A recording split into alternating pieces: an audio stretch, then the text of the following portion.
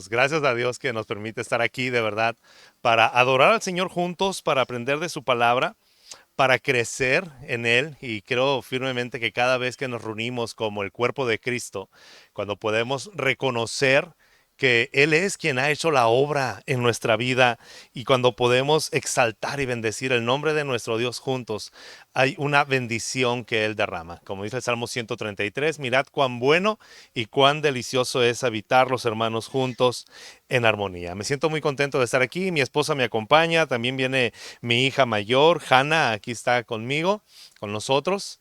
El hijo menor salió de la ciudad, ya todos los que tenemos hijos mayores de 18 años sabemos que tienen otras ocupaciones y que ya no quieren andar tanto con nosotros, ¿verdad? Pero no se ponga triste, hermanos. Después quieren andar con usted cuando ya tienen nietos. Los van a andar buscando para estar ahí con usted. Y ahí es cuando usted le tiene que decir, no, señor, ya está muy grande y quiere estar usted allá. Hágase responsable de sus decisiones. Amén. Vaya conmigo, por favor, a la palabra del Señor. Me gustaría estar compartiendo con ustedes algún pasaje muy conocido y muy hermoso de la palabra de Dios, que se encuentra en Juan capítulo 6. Del versículo 1 en adelante vamos a estar leyendo la palabra, aproximadamente hasta el versículo 9. Y lo que el Señor nos muestra en este pasaje es tan glorioso y tan hermoso. Creo firmemente que cada parte de la escritura tiene un lugar especial en nuestro corazón, pero de repente hay pasajes que decimos, Señor, en un momento muy especial hablaste a mi vida y quedó en mi corazón. Esperamos en el Señor que esta noche el Señor nos muestre a través de su palabra algunos principios y algunas verdades que puedan quedar en nuestro corazón y nos ayuden a fortalecer a nuestra familia, que creo que es algo muy desafiante. Y es muy hermoso el tema, tener este campamento familiar y luchar, porque hay una lucha frontal contra lo que el enemigo quiere hacer, contra lo que el mundo está haciendo. Desbaratar la familia, acabar con la idea de la familia, con aquello que el Señor ha instituido. Si está conmigo, Juan capítulo 6, en la Nueva Biblia de las Américas, del versículo 1 en adelante, dice, después de esto, Jesús se fue al otro lado del mar de Galilea, el de Tiberias, y una gran multitud lo seguía, pues veían las señales que realizaban los enfermos. Entonces Jesús subió al monte y se sentó allí con sus discípulos. Estaba cerca de la Pascua, la fiesta de los judíos. Cuando Jesús alzó los ojos y vio que una gran multitud venía hacia él, dijo a Felipe, ¿dónde compraremos pan para que coman estos? Hermanos, Jesús alza la vista, está sentado con los discípulos y mira que viene una gran multitud hacia donde está él. Los discípulos también están viendo esta gran multitud. Y Jesús hace una pregunta, Felipe, ¿dónde vamos a comprar pan para que coman todos estos? Es maravilloso cuando el Señor nos pone en esos aprietos, cuando el Señor nos dice y nos prepara, nos está preguntando o nos está probando, porque dice el versículo 6, pero decía esto para probarlo, porque él ya sabía lo que iba a hacer. Cada desafío que usted enfrenta como hijo de Dios, como hija de Dios, tiene que saber que a Jesús no lo asusta. Aunque nosotros no sabemos qué es lo que tenemos que hacer, el Señor sí sabe lo que Él va a hacer. Creo que la vida cristiana es una vida que va creciendo conforme nosotros vamos enfrentando diferentes pruebas y vamos pasando por diferentes momentos en los cuales nuestra debilidad es tan evidente para que la gracia, la fuerza, el poder de Dios sea manifiesto en cada uno de nosotros. Felipe le respondió, 200 denarios de pan no bastarían para que cada uno de estos reciba un pedazo de pan. O sea, ni siquiera un pan. No alcanzan 200 denarios para comprar un pedazo de pan. Uno de sus discípulos, Andrés, hermano de Simón Pedro, le dijo a Jesús, aquí hay un muchacho que tiene 5 panes de cebada y 2 pescados. Pero, ¿qué es esto para tantos? La multitud era grande, ellos lo estaban viendo. Viene un joven y dice, tenemos 5 panes y 2 pescados, yo se los ofrezco y con eso podemos alimentar a la gente. Los discípulos llenos de fe le preguntan a Jesús, ¿esto alcanzará para tantas personas? Versículo 10. hagan que la gente se siente, dijo Jesús, y había mucha hierba en aquel lugar, así que se sentaron. El número de los hombres, Mateo dice, sin contar a las mujeres ni a los niños, eran de unas 5,000 personas. Vaya por favor un versículo más, caminamos la segunda milla. Entonces Jesús tomó los panes y habiendo dado gracias, los repartió a los que estaban sentados. Así que el que esté sentado cena, el que esté parado no cena. Y lo mismo hizo con los pescados, dándoles todo lo que querían. Mateo dice, comieron, se saciaron y sobró. El Señor hace un milagro solamente con 5 panes y 2 peces. Quiero manejar 3 principios o 3 enseñanzas, 2 generales, en una nos vamos a centrar. La primera enseñanza que yo encuentro en este pasaje es la siguiente. Los milagros más grandes que tú has visto y vas a ver en toda tu vida van a ser en las peores crisis que tú enfrentas. Dios es especialista en transformar nuestros tiempos de necesidad, de escasez, de dolor, de quebranto, de desilusión. Y cuando estamos a punto de rendirnos, Dios es especialista en transformar esos peores momentos en los más grandes milagros. Jesús le está preguntando a Felipe, aquí hay una situación que tenemos que afrontar. ¿Qué es lo que vamos a hacer? Dios es un Dios de milagros. Dios sigue obrando milagros. Y sin importar la índole o la situación que tú puedas enfrentar en cualquier momento de tu vida, espero en el Señor que esto quede en tu corazón. En el momento más crítico de tu vida, tú puedes ver los más grandes milagros que Dios ha preparado para ti. La segunda enseñanza que nos muestra este pasaje es que todo lo que ponemos en las manos de Jesús va a ser bendecido y va a ser multiplicado. Sea poco o sea mucho lo que tú tengas. Sientas que no tienes la capacidad o que no puedes hacerlo. Todos los talentos, todas las capacidades, todas las bendiciones, lo que el Señor ha puesto en tus manos en este momento, cuando los colocas en las manos de Cristo, puede ser una bendición y puede ser multiplicado de una manera muy grande. 3, y en esto nos vamos a estar enfocando. No menosprecies lo que el Señor ha puesto en tus manos. Como seres humanos, somos muy dados, amados hermanos, y es parte de nuestra naturaleza pecaminosa. Es parte del engaño que el corazón empieza a trabajar en cada uno de nosotros. Porque cada uno de nosotros, por más cerca que estemos del Señor y por más que busquemos el rostro de Dios y por más consagrados que pasemos tiempo con Él, todos tenemos un enemigo que no está fuera de nosotros, está dentro de nosotros. Y el proverbista, también el salmista y luego el profeta Jeremías nos dice, engañoso es el corazón más que todas las cosas. El proverbista dice, sobre toda cosa guardada, tienes que guardar, ¿qué? Tu corazón, porque de él mana la vida.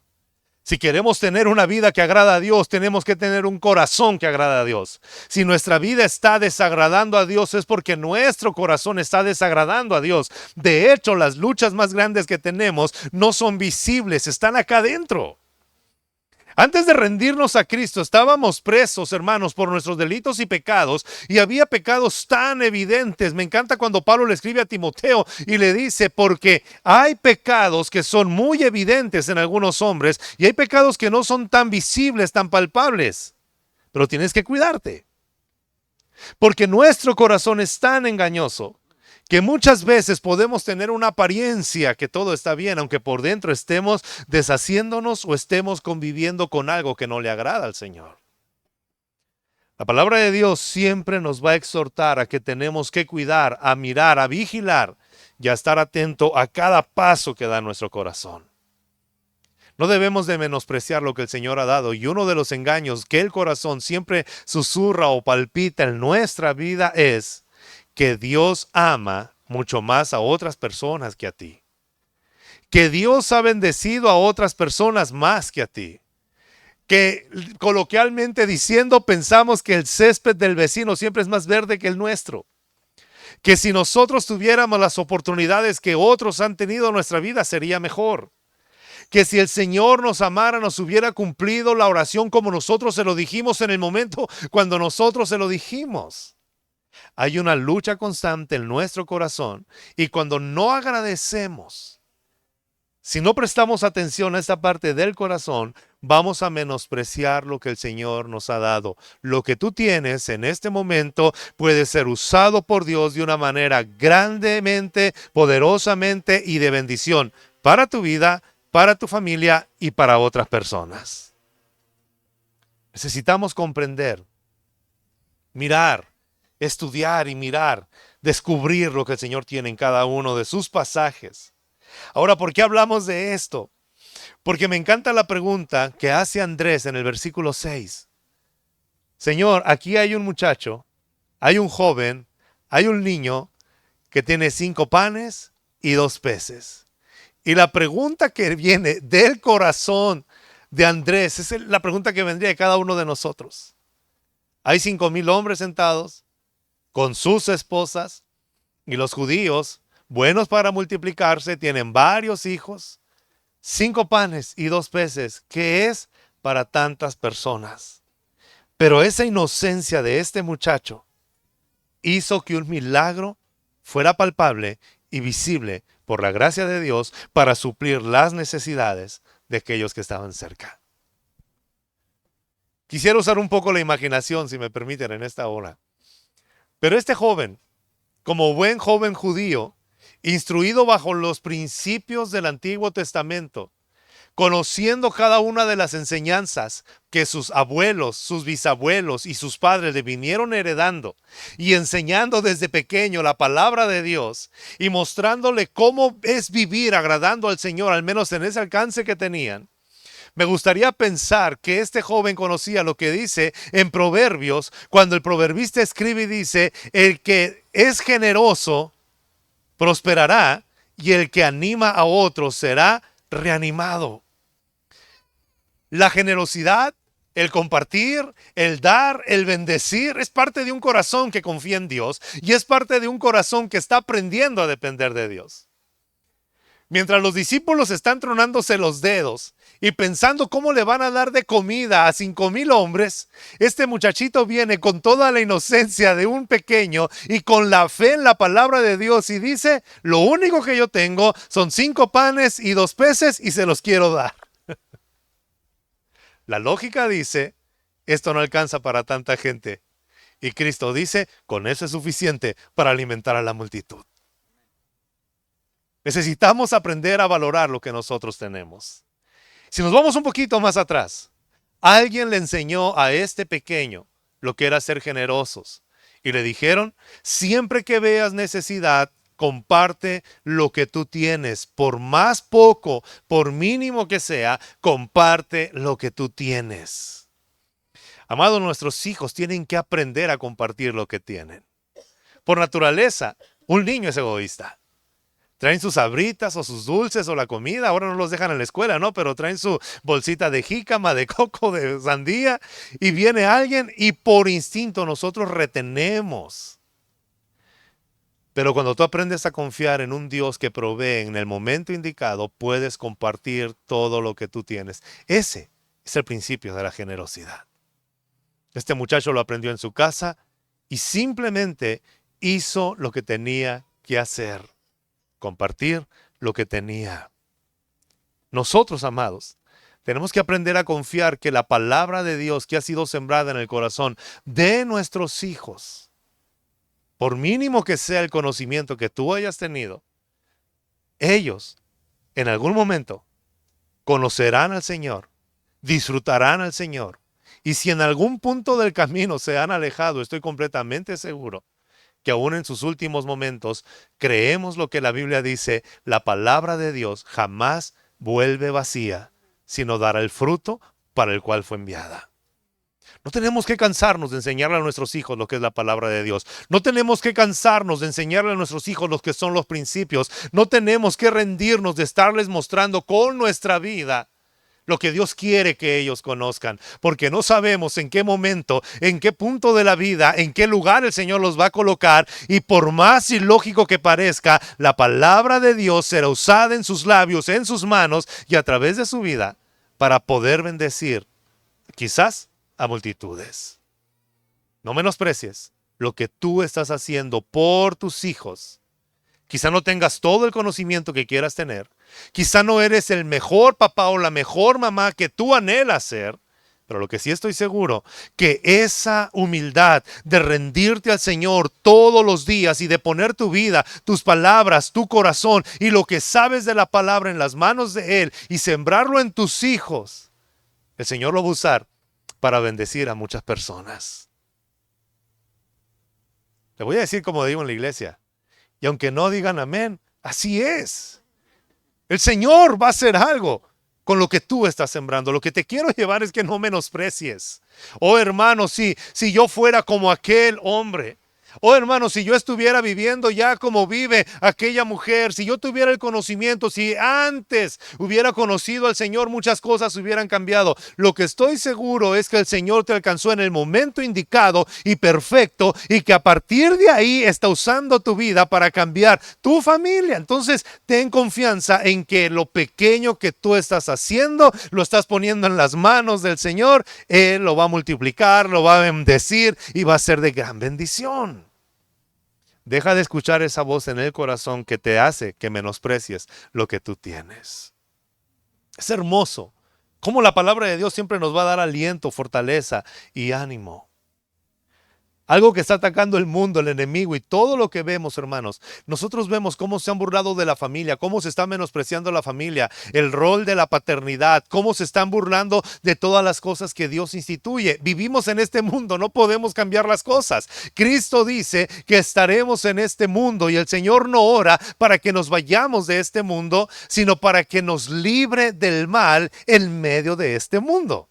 Así que tenemos un gran desafío y tenemos una gran responsabilidad de creer que Dios nos tiene en medio de un mundo corrompido, lleno de pecado, para que nosotros seamos la sal que ellos necesitan y seamos la luz que brilla en medio de esa oscuridad. Pero no podemos hacerlo si descuidamos lo más importante que el Señor nos ha dejado.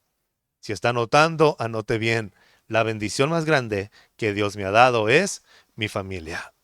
El ministerio más grande que Dios me demanda es mi familia. La responsabilidad más grande por la cual yo voy a darle cuentas a Dios es por mi familia.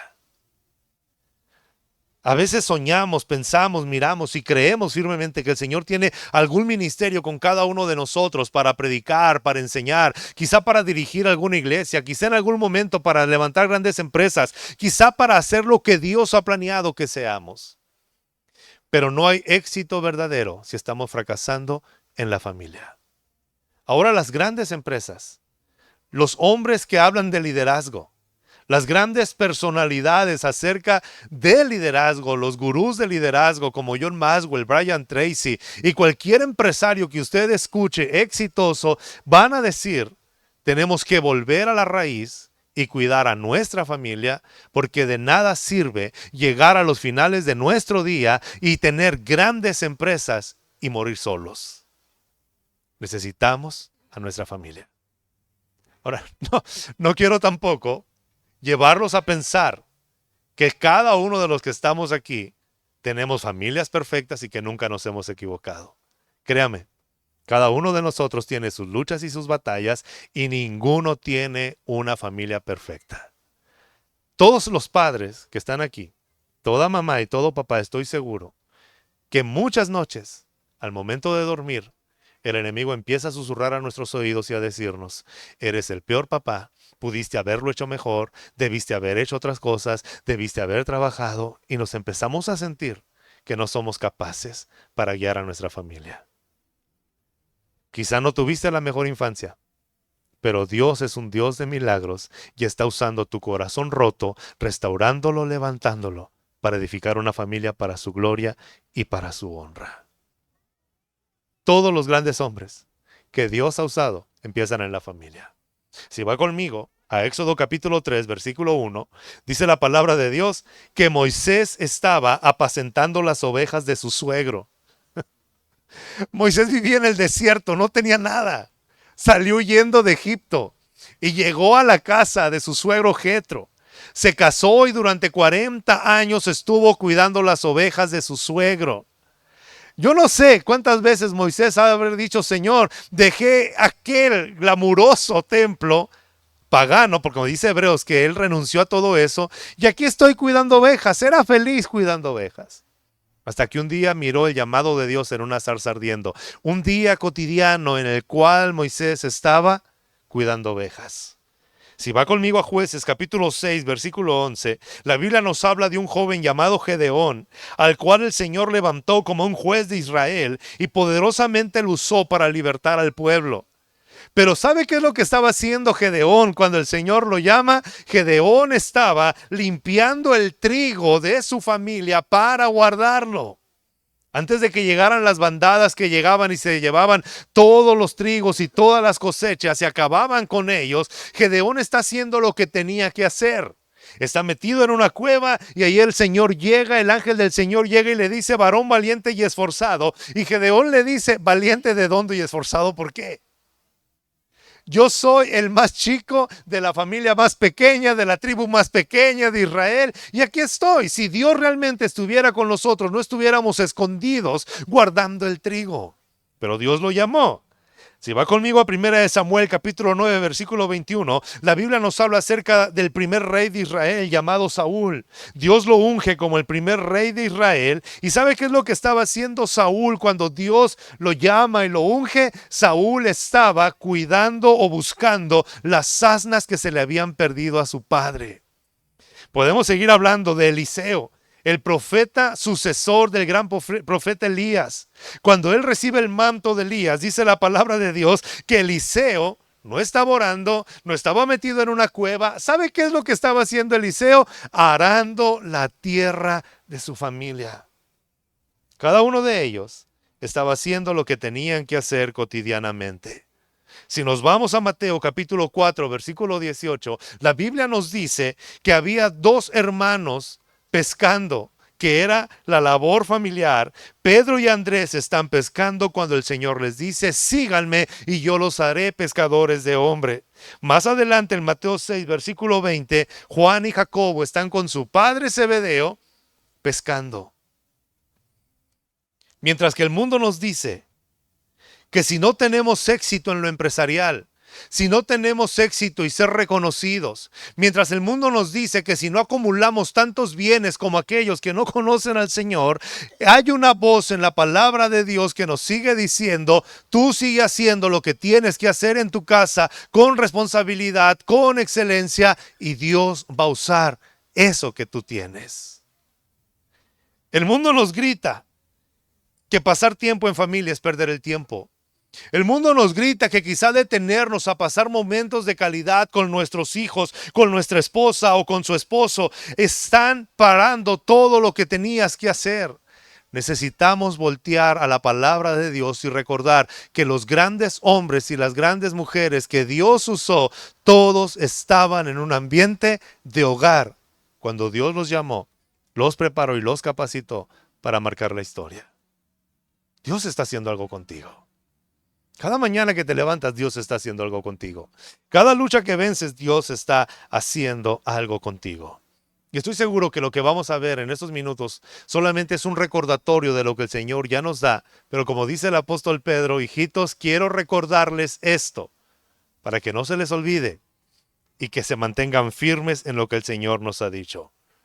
Haz lo que tienes que hacer. ¿Qué es lo que tenemos que hacer bíblicamente? Quiero empezar con lo que tienen que hacer los esposos para que el nombre de Dios sea glorificado y exaltado en todo lo que hacemos. ¿Estamos listos, amados? Primera de Pedro, capítulo 3, versículo 7. Pedro empieza hablando acerca de los hombres, aquellos que están casados y los que se van a casar. Alguien puede decir, hermano, yo estoy soltero. Bueno, puedes ir tomando las riendas de lo que Dios quiere que hagas. Primera de Pedro capítulo 3, versículo 7 dice, vosotros maridos igualmente vivid con ellas. ¿Con quién? Con sus esposas sabiamente, dando honor a la mujer como a vaso más frágil y como a coherederas de la gracia de la vida, para que sus oraciones no tengan estorbo. Algo tan sencillo, algo tan práctico y cotidiano. Algo que yo tengo que hacer. A mí me encanta pensar, hermanos, lo que dice el apóstol Juan en su primera carta. Y dice que los mandamientos de Dios no son gravosos. Ninguno de nosotros puede decir, hermano, es que Dios me puso un mandamiento muy difícil. El estándar de Dios es muy alto. Pero dice la palabra de Dios que el cumplir los mandamientos de Dios no es gravosos, o como dice la Nueva Versión Internacional, no son difíciles de cumplir. ¿Por qué? Porque en primer lugar no lo hacemos en nuestras fuerzas, lo hacemos dependiendo de Él mismo. Y en segundo lugar, porque Dios no nos pide cosas que no podamos cumplir. Así que lo primero que el Señor nos dice para hacer lo que tenemos que hacer en nuestra familia es cuidar a nuestra esposa, dándole honor, número dos, en dos fases. Número uno, dice el apóstol Pedro, porque es un vaso más frágil, no más débil. Antes de que alguien se le meta en la cabeza y diga, yo sé que no vinieron, pero que alguien diga, ya ve hermano, la Biblia es machista. Pone a la mujer como débil, como inferior. Esa es una mala interpretación de la Biblia. Y es muy curioso y muy peligroso que ahora la gente que no conoce a Dios es la que vemos en todas las redes sociales tratando de hablar de la Biblia y decir lo que la Biblia dice cuando ni siquiera la conocen. Recuerdo hace algún tiempo, hace algunos años, me invitaron a dar una conferencia en una universidad en Obregón. Y era cuando estaba todo el apogeo acerca de lo que era el homosexualismo y cómo se estaban infiltrando tantas ideas. Y recuerdo que cuando fui a dar la conferencia, hablé lo que la Biblia decía.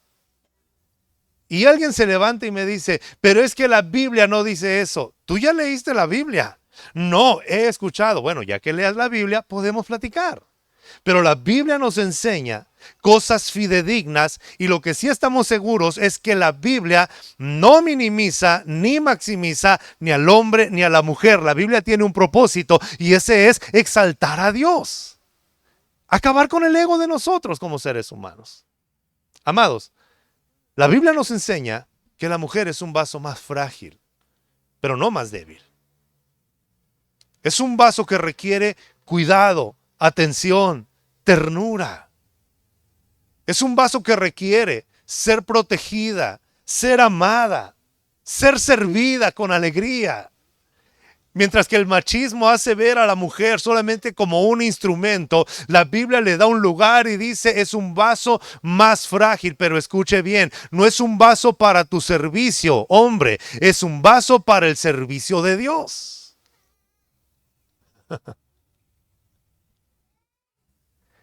Y luego por si alguien todavía tiene dudas, dice el apóstol Pedro, ella es un vaso más frágil, no es un vaso más débil, no es un vaso inferior, sino que ella también es coheredera de la gracia juntamente contigo. El hombre no está más alto que la mujer, sino que es coheredera de la gracia que el Señor derrama sobre todos aquellos que han creído en Él y confían en Él. Necesitamos sabiduría para vivir con las mujeres.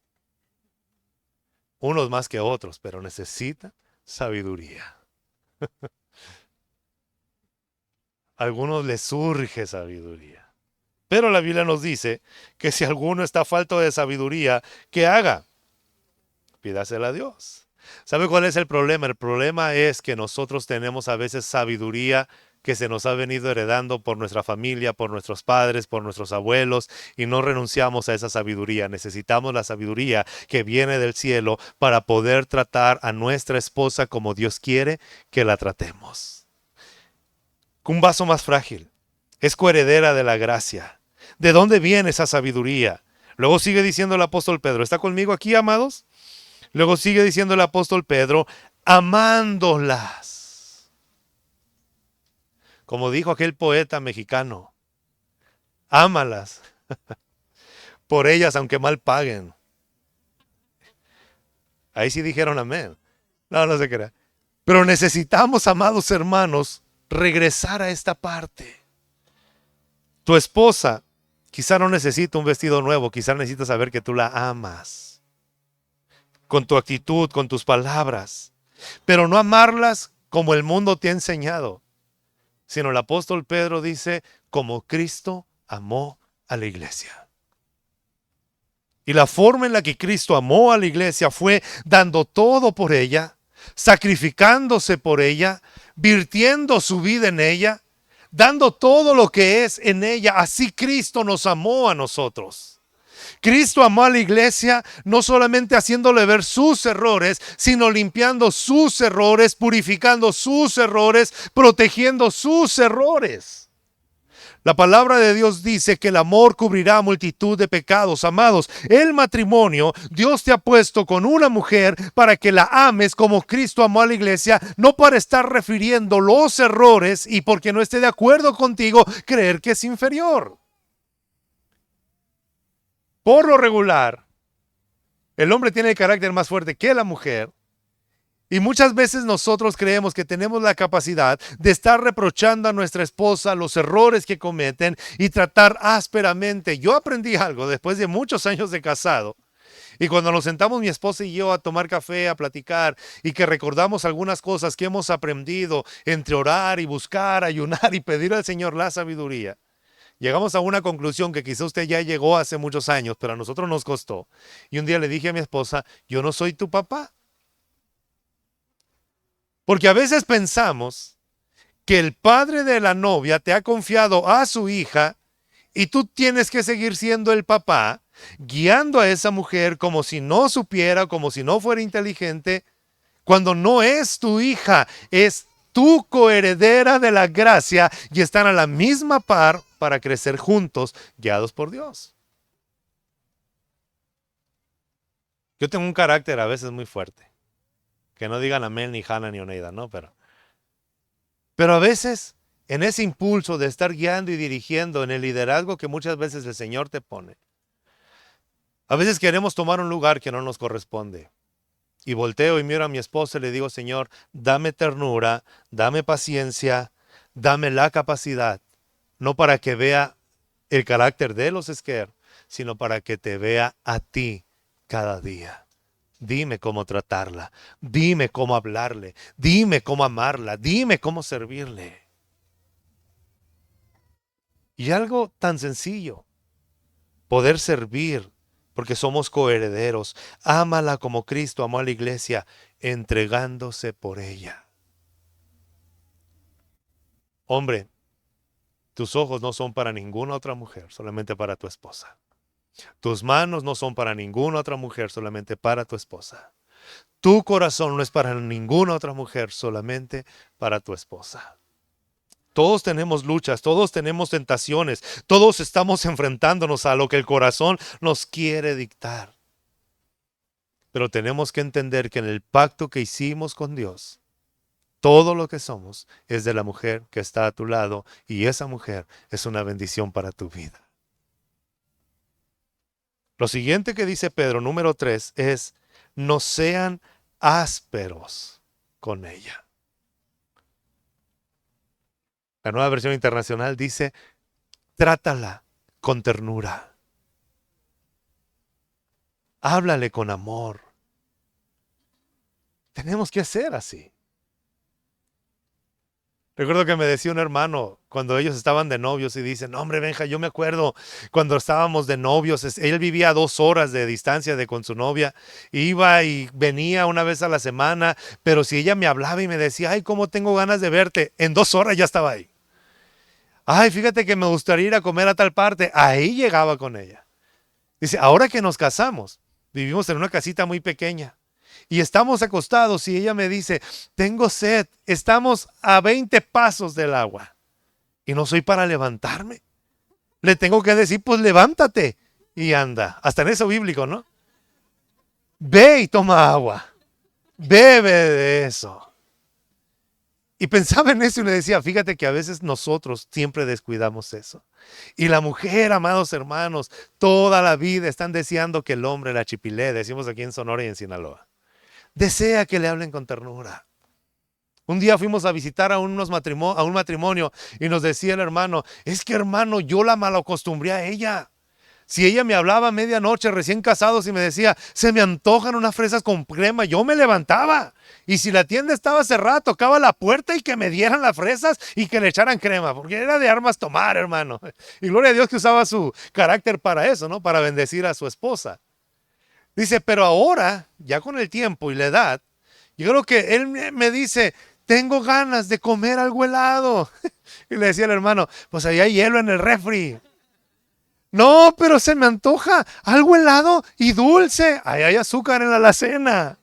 Pero se me antoja algo así como con miel. Ahí hay caro en la alacena de abajo. Agarra. Y hasta que le decía, se me antoja un helado de Doña Licha, pues me vas a llevar o no. Se tenía que levantar y llevar. Hermanos, cuando nosotros nos casamos, todos los que nos casamos de los 20 y tantos años, teníamos que tener mucha paciencia con nosotros mismos y con nuestra esposa. ¿Por qué? Porque si el padre las chipileaba y las cuidaba y les daba todo lo que tenían, ay hermano, qué desafío tan grande tenemos. Quieren que las traten igual, que les compren lo que quieran, que las bendigan y que les cumplan los caprichos. Y gracias a Dios cuando se puede, hermanos. El problema es que vas creciendo y ya va entendiendo la mujer que no eres tan dócil como el papá, pero todavía sigues complaciendo. Ya a los 40 años en adelante, no digan amén nomás, ¿no? Pero ya a los 40 años en adelante entiendo lo que dice el apóstol Pedro, que no tenemos que ser ásperos. Te estás acostando, vienes cansado todo el día del trabajo, están a punto de dormir, cuando voltea a la mujer y dice, tengo calor, prende el aire. Prendes el aire, pasan 2 minutos, tengo frío, apágalo. Apagas el aire. Ay, tú no me entiendes. Y con ganas de decir, ni tú te entiendes si quieres que te entienda. Es ahí donde necesitas 3 cosas que el apóstol Pedro nos está diciendo. Sabiduría, amor y ternura. Porque no puedes. ¿Ya, pastor? Ah, ok. Y ternura para eso. Dije, el Señor le está hablando al pastor y me está diciendo que ya pare. No te creas, hermano. ¿Qué necesitamos?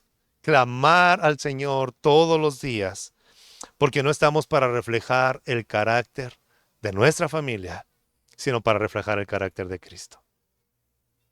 Y no es imposible, lo puedes hacer. Hay batallas que han enfrentado juntos. Hay batallas que como matrimonio han enfrentado juntos. Y aún en eso, hermanos, hay diferentes perspectivas. Para el hombre es tan objetivo decir, ya pasó hombre, déjalo ahí. Aunque para la mujer todavía hay dolor y sentimientos encontrados que tienen que ser cubiertos y protegidos por la gracia de Dios a través de tu vida. Que no se te olvide lo que el Señor quiere hacer, lo que el Señor está haciendo y lo que el Señor puede hacer. Cantares nos da un pasaje tan hermoso para que nosotros podamos ser tiernos con nuestra esposa. Y me gusta como dice Cantares 4:11. Si usted dice, hermano, es que yo soy de pocas palabras, vete a Cantares 4:11, apréndetelo de memoria y dile esto a tu esposa. Los menores de 18 años tápense los oídos, porque esto no lo deben de decir ni los novios ni las novias. Escuchen. La Biblia nos habla acerca del amor entre esposo y esposa. Esto no cabe entre los novios. Ay, hermano, voy a leer Cantares con la novia que Dios me ha dado. No, todavía no lo leas. Léelo cuando se casen. Hasta entonces. Ahora la única advertencia que viene Cantares es y dice, no despierten al amor antes de tiempo. Pero tampoco lo puedes frenar. Entonces, ten cuidado, Cantares, léelo hasta que te cases. Anota bien, hombre. Tus labios, novia mía, destilan miel. Leche y miel escondes bajo la lengua, y cual fragancia del Líbano es la fragancia de tus vestidos. Tan sencillo como cada mañana levantarte y decirle a tu esposa, ¿cómo llenas mi vida? Eres la dulzura que necesitaba en este corazón agrio, en esta cara amargada, tú eres quien me sacia. Hable lo que la Biblia dice. Número 2, vamos con lo que dicen las mujeres. ¿Qué tienen que hacer las mujeres? Tito capítulo 2, versículo 4 y 5 dice que las mujeres ancianas enseñen a las mujeres jóvenes a tres cosas: a amar a sus maridos y a sus hijos, a ser prudentes, a ser castas, a ser cuidadosas de su casa, a ser buenas, a ser sujetas a sus maridos, para que la palabra de Dios no sea blasfemada. Fíjate cómo la Biblia viene complementando. Un hombre que trata con ternura a su esposa puede orar sin estorbos. Ahora, una mujer que atiende y hace lo que tiene que hacer en su casa bíblicamente, la palabra de Dios no es blasfemada. No puede funcionar solo. Si estás casado, necesitas a tu esposa. Y si estás casada, necesitas a tu esposo. Las enseñanzas que la Biblia dice acerca de la mujer es esto: ama a tu marido.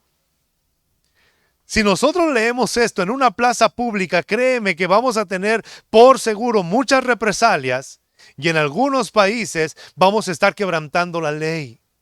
Sin embargo, la palabra de Dios sigue siendo la palabra de Dios y el orden que da en la familia sigue siendo el orden perfecto para poder sostener a una sociedad y para que la gloria de Dios se manifieste en cada hogar. Necesitamos entenderlo. Ama a tu marido. Número 2, ama a tus hijos. Hoy la cultura está muy enfocada a deshacerse de los hijos más que amarlos. Pareciera algo ilógico que la madre va a cuidar a sus hijos y va a ir en contra de lo que las leyes quieren establecer. Pero es tiempo que la palabra de Dios siga brillando a través de la iglesia, de cada uno de los hombres y las mujeres que el Señor ha levantado, ha restaurado y está edificando. ¿Alguien está aquí esta noche todavía, hermanos? Número 3, a ser prudentes y puras. La prudencia viene ligado de la gracia que el Señor da. Pero hay veces que hay mujeres que todavía no la han encontrado y necesitan rebuscar un poco más en oración y decirle al Señor: necesito ser una mujer prudente. Grandes hombres han fracasado y han perdido oportunidades simplemente por una mujer imprudente. Por alguien que está a su lado y no ha sabido guardar un secreto o lo que tiene que resguardar en su marido. La prudencia tiene que ver, hermanos, con la capacidad de tener un corazón que sabe confiar en Dios y que sabe confiar en el liderazgo que Dios le está dando a través de su marido. No adelantarse a decir las cosas, sino guardar muchas cosas en su corazón. Esto no quiere decir soportar abusos, denigraciones y no decir nada. Esto quiere decir tener la sabiduría de Dios y pedirle la perspectiva a Dios para poder hablar cuando se tiene que hablar y callar cuando se tiene que callar. Cuidadoras de su casa. Fíjense, hay una actriz muy famosa, Kaley Cuoco. No la uso porque sea cristiana, sea un buen ejemplo, sino simplemente por lo que le voy a decir. Esta mujer en una ocasión puso en su Twitter y dijo: qué alegría tan grande hay estar en casa, hacerle cena a mi esposo y esperar a mis hijos. Y nada más por esa publicación la vetaron durante más de 5 años y no la dejaban trabajar. Es una ofensa para el mundo que tú digas eso, pero es la gloria de Dios en nuestra casa poder decir: hay una mujer prudente, ama a su esposo y cuida su casa. Que sean buenas y que sean sujetas a su marido. Amada hermana, si estás casada, la autoridad sobre tu vida no es el pastor, no es el líder, es tu esposo. La mayor autoridad bíblicamente para una mujer casada es su esposo. Es tan fácil en la iglesia a veces confundirnos y poder creer que aquel que dirige tiene que ser la máxima autoridad también en nuestra casa. Recuerdo en una ocasión llegamos a una casa a visitar a unos hermanos, estábamos ahí, estábamos cenando y me dice el hermano: qué bueno que llegaste, pastor, porque estamos a punto de hacer el altar familiar Y qué bueno que llegaste y quiero que tú dirijas aquí el altar familiar con toda mi familia. Le digo, ¿sabes qué? Me gustaría mejor ponerme aquí en tu casa y escuchar lo que Dios tiene para tu familia, porque tú eres la cabeza de este hogar. Permíteme ser bendecido con lo que Dios va a hacer a través de tu vida. Es tiempo que nosotros podamos comprender que cada hombre es el sacerdote en su casa y que Dios desea usarte ahí donde tú estás, con todas tus deficiencias. No menosprecies lo que el Señor te está dando. Guía a tu hogar en la presencia de Dios. No menosprecies lo que Dios está haciendo. La iglesia no es Dios. Tenemos que comprender que la principal responsabilidad está en nuestra familia. La autoridad del pastor nunca puede estar por encima de la autoridad que Dios le ha dado al esposo. Y bíblicamente, la esposa vive para honrar a su esposo y el esposo vive para honrar a su esposa. Proverbios 12, versículo 4 dice, la mujer virtuosa es corona de su marido. La equidad de género se quiere meter aquí. Pero corrijo, la mujer virtuosa es corona de su marido. Cortan ahí, no a la otra. La corona, hermanos, de un rey es su gloria. Es lo que la representa. Es lo que dice, este es un rey valioso.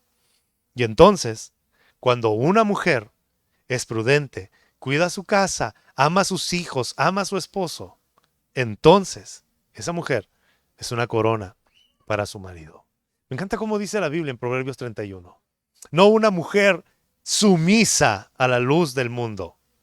Sumisa creyendo que no puede desarrollarse, que no puede hacer nada. Cuando tú lees Proverbios 31, te das cuenta de una mujer capaz de administrar negocios, tener su propio negocio, coser su propia ropa, proteger a sus hijos, vender la lana, sacar ganancias, hacer cosas. O sea, cuando la Biblia habla de una mujer sumisa a su marido, no habla de una mujer con una autoestima baja y sintiendo que tiene sueños frustrados, sino una mujer que se está desarrollando plenamente porque sabe que es amada, protegida, valorada, cuidada y defendida cuando tiene que ser así.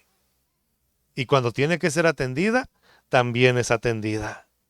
Necesitamos comprender y entender que el modelo que Dios nos ha dado, por más sencillo que parezca, es lo que propicia que la gloria de Dios se manifieste en una sociedad que está corrompida, alejándose de los principios de Dios. No menosprecies lo que Dios te ha dado. Haz lo que tienes que hacer.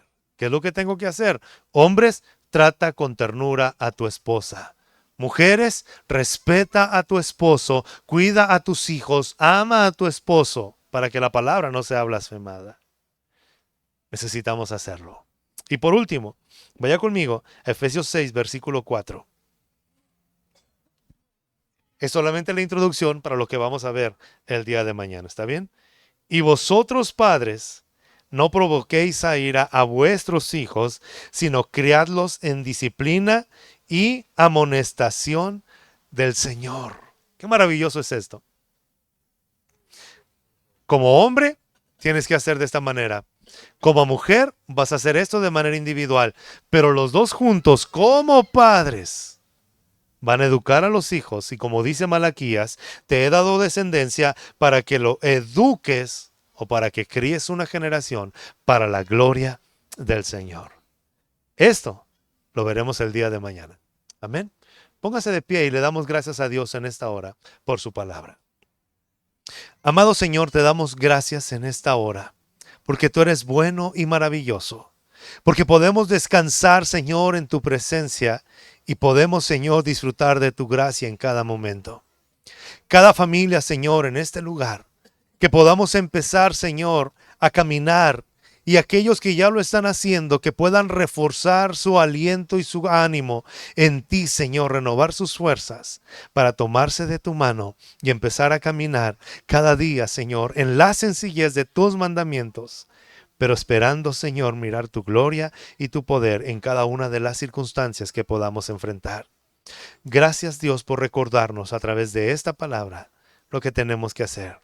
Te pedimos que nos ayudes, que nos guíes, que nos enseñes y que cada día seamos sensibles a tu voz, como lo cantábamos hace un momento. En el nombre glorioso de Jesús, te damos gracias. Amén. Amén.